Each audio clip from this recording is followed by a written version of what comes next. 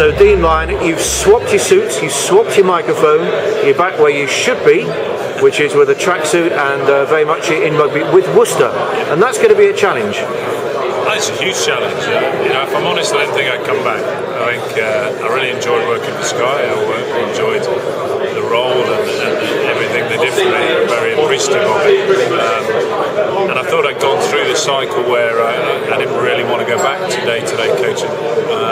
I just think the Worcester challenge is slightly different. It's really a question of can I build foundations to take a club over the next 4 or 5 years to be a successful rugby environment. A lot of potential, great facilities, great support base, but some challenges in terms of getting the squad the right mix, the right dynamic, and getting them competitive year in, year out in the Premiership. And I think once you've got all those questions in your mind and you sort of build structures and talking to people, I ended up really sort of asking myself, why wouldn't I do the job?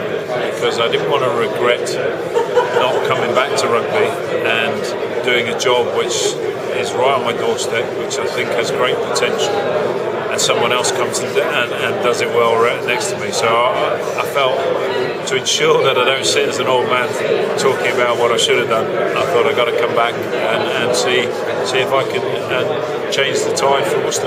And is there a sense it would have been very nice, I'm sure, to have taken over, Leicester or Saracens or Harlequins, but do you like the challenge that Worcester presents? I think I do like, I like competing, which, to put yourself back in an environment is,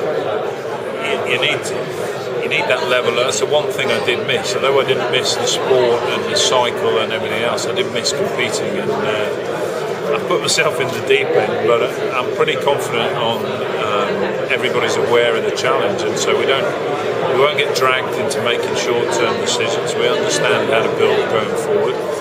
And then the question is, can I build that club to be the success that I want it to be? And that's quite a challenge when you ask yourself that question.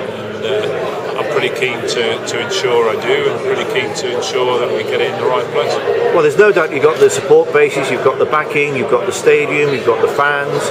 You also have a team that sort of perennially is sort of bottom third of the league, and even if you do improve, which I'm sure you will, that doesn't rule out the fact that there's some pretty good other teams as well in the Premiership. So I mean, it's tough for everybody, but it's certainly tough for you. We can't hide from the fact we don't have the strongest squad, and you're up against some really talented, well-coached, well-drilled sides. I think the Premiership is closer again this year. I think it's a real challenge of which we've got to try and pick our way through, be competitive, at the same time as don't derail what we're trying to do over the long term.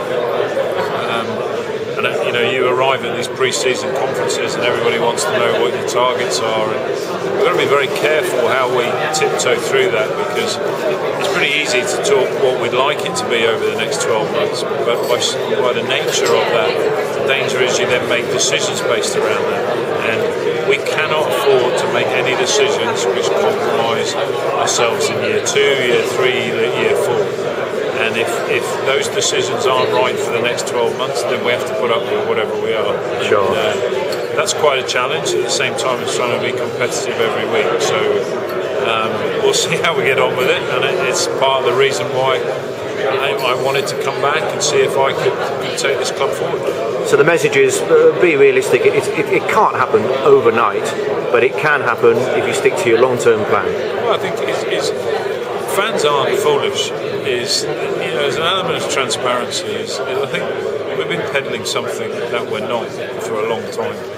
What we are going to do is work really hard to be as good as this squad can be and be competitive week in, week in. What that looks like, we're not quite sure at the moment. Let's wait and see. But we're going to fight hard to do that. We've got some really good people there that have responded well to the things we've done. And let's just get behind them. What's key is how we make decisions in our second, third and fourth year, not get bounced around about what we do over the next 2 or 3 months. Okay, Dean, well, above all else, enjoy. Thank you.